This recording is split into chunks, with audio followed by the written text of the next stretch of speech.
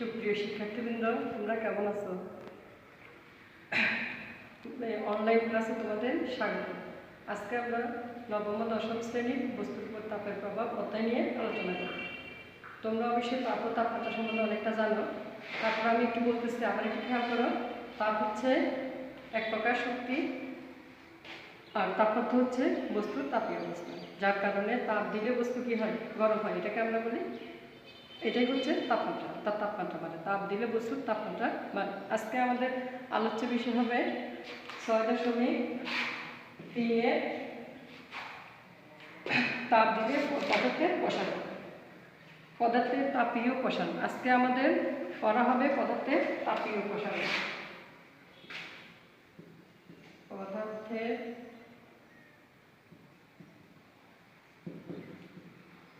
তাপীয় প্রসারণ।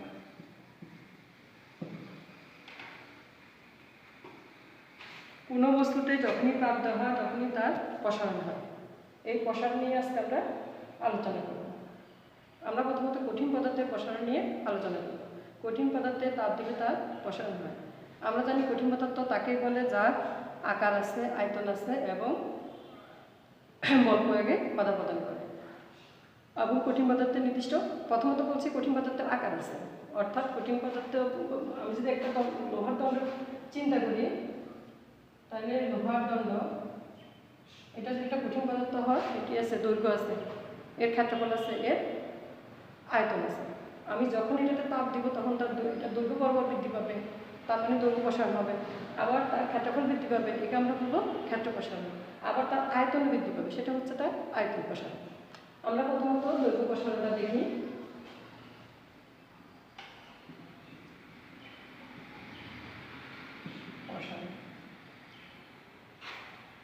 ধরে নাও একটা দণ্ড, লোহার দণ্ড মনে করো, এর দৈর্ঘ্য হচ্ছে L1 আর এর দৈর্ঘ্য হচ্ছে এটা L1।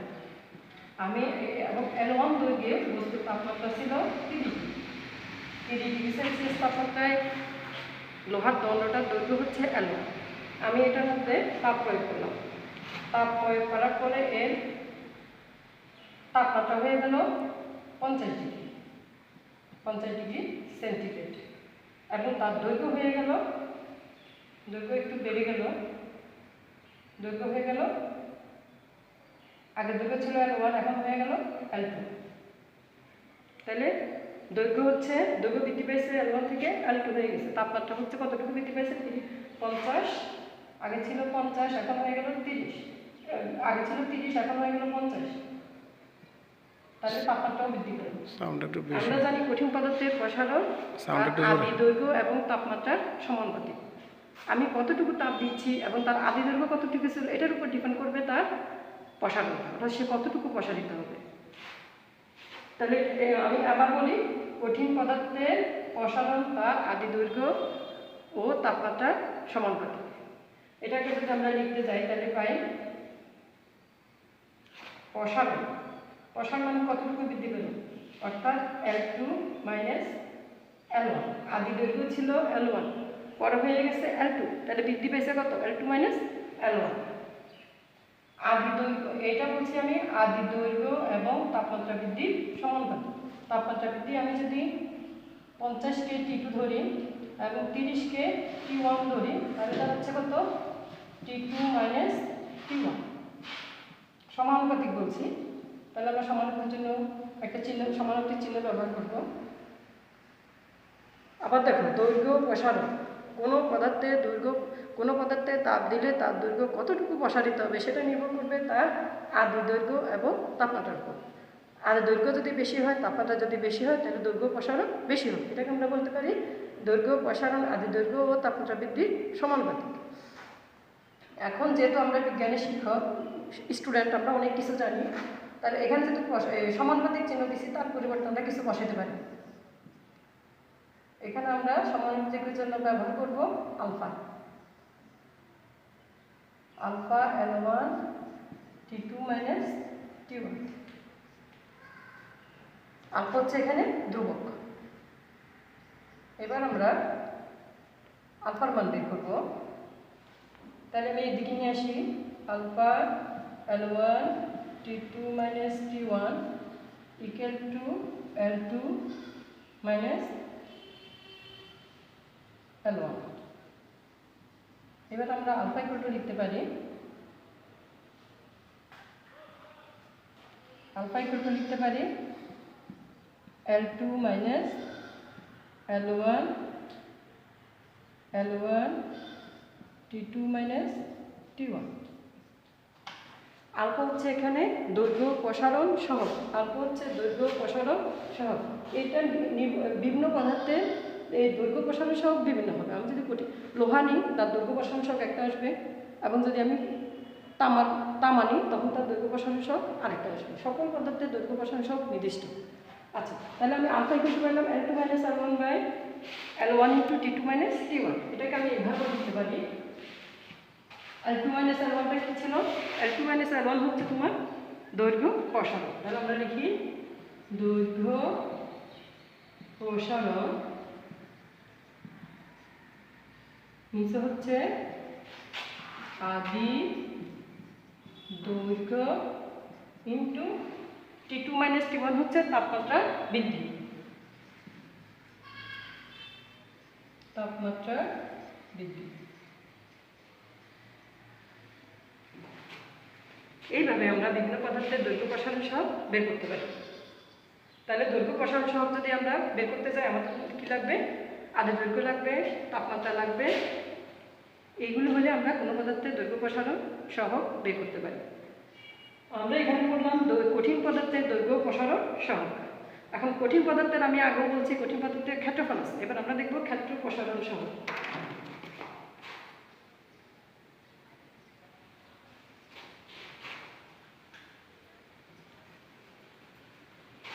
যেটা বুঝতে পারি,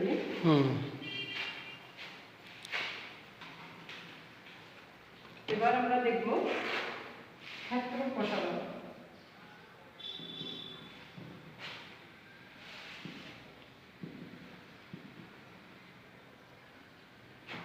যেমন যদি আমি একটা লোহার দণ্ড নিই, এই হচ্ছে তার দৈর্ঘ্য, এটা দৈর্ঘ্য,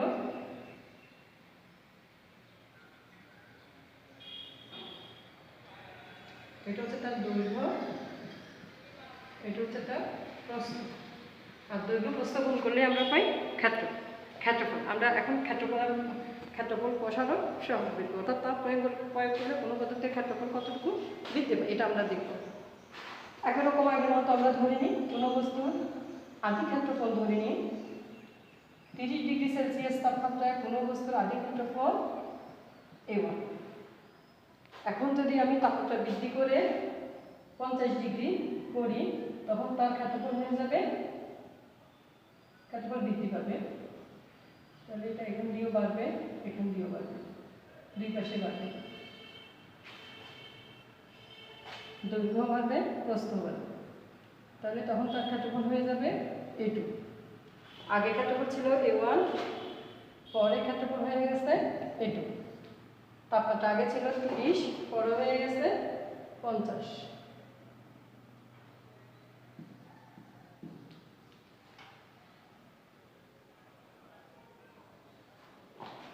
এখন দেখি আমরা একই রকম আমরা বলতে পারি ক্ষেত্র প্রসারণ আদি ক্ষেত্রফল ও তাপমাত্রা বৃদ্ধির সমানুপাতিক। অর্থাৎ কোনো বস্তুর ক্ষেত্রফল কতটুকু বৃদ্ধি পাবে সেটা নির্ভর করবে তার আগের ক্ষেত্রফল কত ছিল এবং তাপমাত্রা কতটুকু বাড়ছে তার উপর।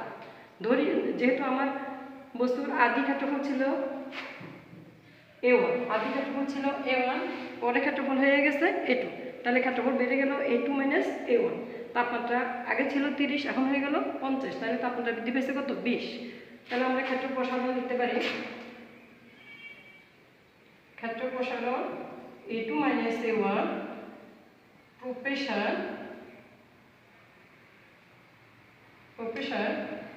লিখব কত? A1 into T2 minus T1। তাহলে আমরা 30 ডিগ্রিকে ধরবো T1 এবং 50 ডিগ্রিকে ধরবো T2 minus T1। তাহলে কোনো বস্তুর ক্ষেত্র প্রসারণ তার আদি ক্ষেত্রফল ও তাপমাত্রা বৃদ্ধির সমানুপাতিক। একই রকম দৈর্ঘ্য প্রসারণ আমরা করে দিই এটাকে যেহেতু আমরা সমানুপাতিক ব্যবহার করছি, সমানুপাতিকের পরিবর্তে আমরা কিছু বসাতে পারি। এখানে আমরা যেহেতু এটা ক্ষেত্র প্রসারণ, এখানে আমরা ব্যবহার করবো beta a1 t2 minus t1। একই রকমে আমরা করবো, আমরা বিটার মান বের করবো, তাহলে বিটাকে দিকে নিয়ে আসি a1 t2 minus t1 equal to a2 minus a1। একই রকম আমরা লিখি beta equal to a2 minus a1 by a1 into t2 minus t1। অর্থাৎ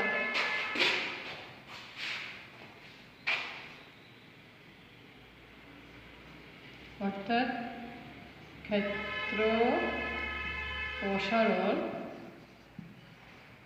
ভাগ আদি ক্ষেত্রফল ইন্টু তাপমাত্রা বৃদ্ধি।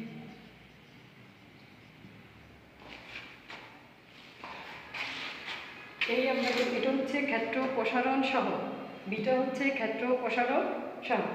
এখন আমরা ক্ষেত্র প্রসারণ সহ কাকে বলে সেটা আমরা বলতে পারি, এখান থেকে সংজ্ঞাটা আমরা বের করতে পারি। ক্ষেত্র প্রসারণ সহ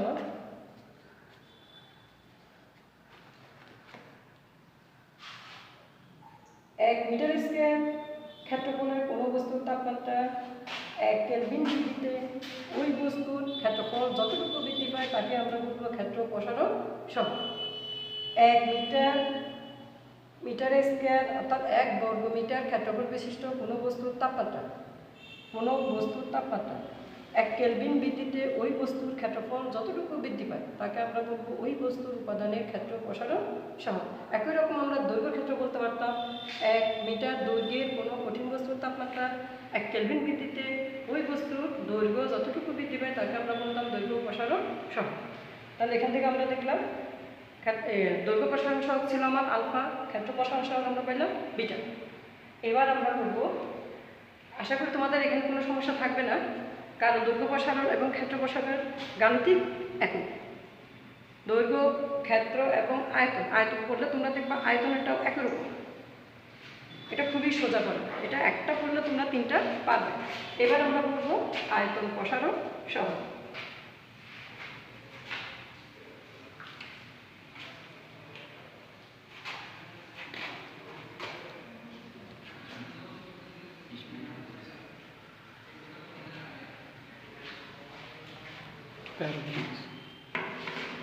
একটু জোরে কথা বলি।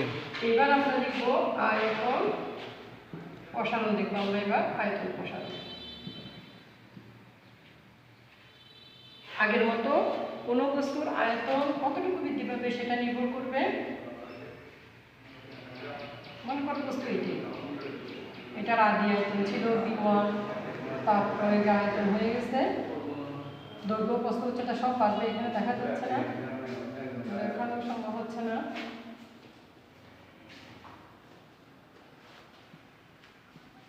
এটা একটা কঠিন বস্তু, আদি আয়তন ছিল b1, পরে হয়ে গেল b2, তাপমাত্রা আগে ছিল 30, এটাকে আমরা ধরবো 30 ডিগ্রি সেলসিয়াস, এটাকে ধরবো আমরা T1, পরে হয়ে গেল তাপমাত্রা দিলাম 60 ডিগ্রি সেন্টিগ্রেড, এটা হচ্ছে।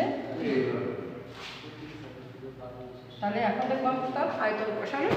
একই রকম আমরা বলতে পারি আয়তন প্রসারণ নির্ভর করবে আদি আয়তন ও তাপমাত্রা বৃদ্ধির সমানুপাতিক। কোনো বস্তুর আয়তন প্রসারণ আদি আয়তন এবং তাপমাত্রা বৃদ্ধির সমানুপাতিক। ধরি কোনো বস্তুর, তাহলে আমরা এটাকে সূত্রের মাধ্যমে লিখি আয়তন প্রসারণ, আয়তন হচ্ছে প্রসারণ মানে হচ্ছে কত b2 মাইনাস b1, সমানুপাতিক চিহ্ন, সমান হবে কত আদি আয়তন, আদি আয়তন হচ্ছে b1, তাপমাত্রা হচ্ছে বৃদ্ধি হচ্ছে T2 মাইনাস T1। একই রকম আমরা b2 মাইনাস b1 আয়তন প্রসারণের জন্য আমরা একটা ধ্রুবক ব্যবহার করব, এই ধ্রুবককে আমরা দিব গামা। খেয়াল করো, আমরা দৈর্ঘ্যের জন্য দিয়েছিলাম আলফা, ক্ষেত্রফলের জন্য দিয়েছিলাম বিটা, আর আয়তনের জন্য আমরা ব্যবহার করতেছি gamma. Gamma b1 into T2 minus T1। এবার একই রকম আমরা আবার লিখতে পারি gamma B1 T2 minus T1 equal to হচ্ছে B2 মাইনাস B1, বা গামা ইকুয়াল টু লিখতে পারি B2 minus B1 by B1 T2 minus T1। এটাকে যদি আমরা আরও একটু ভেঙে লিখি তখন আমরা লিখব আয়তন প্রসারণ আদি আয়তন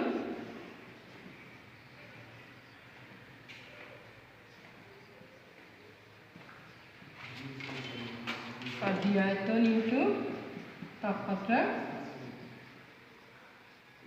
বৃদ্ধি। খেয়াল করো, গামা হচ্ছে আয়তন প্রসারণ সহগ, গামা হচ্ছে আয়তন প্রসারণ সহগ। আয়তন প্রসারণ সহগ সমান পাইছি আমরা আদি আয়তন প্রসারণ বাই আদি প্রসারণ আদি আয়তন ইন্টু তাপমাত্রা বৃদ্ধি। একই রকম আমরা আয়তন প্রসারণ সহগ কাকে বলতে এটা বলতে চাই, তাহলে আমরা বলতে পারি একক আয়তন। কোনো কঠিন বস্তুর তাপমাত্রা 1 একক বৃদ্ধি করলে তার আয়তন যতটুকু বৃদ্ধি পায় তাকে ওই বস্তুর উপাদানের আয়তন প্রসারণ সহগ বলে। ওই বস্তুর উপাদানের আয়তন প্রসারণ সহগ বলে। আবার খেয়াল করো, একক আয়তন অর্থাৎ 1 মিটার 1 ঘনমিটার আয়তনের কোনো বস্তুর তাপমাত্রা 1 কেলভিন বৃদ্ধি করলে তার আয়তন যতটুকু বৃদ্ধি পায় তাকে আমরা বলবো আয়তন প্রসারণ সহগ। তাহলে এখানে আমরা বললাম দৈর্ঘ্য প্রসারণ সহগ, ক্ষেত্র প্রসারণ সহগ এবং আয়তন প্রসারণ সহগ।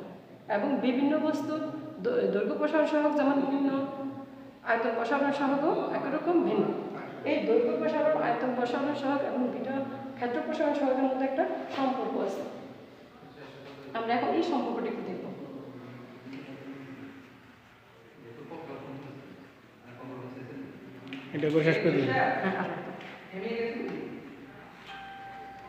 আমরা জানি দৈর্ঘ্যকে আমরা দিলাম আলফা, দৈর্ঘ্যকে আমরা দিচ্ছি আলফা,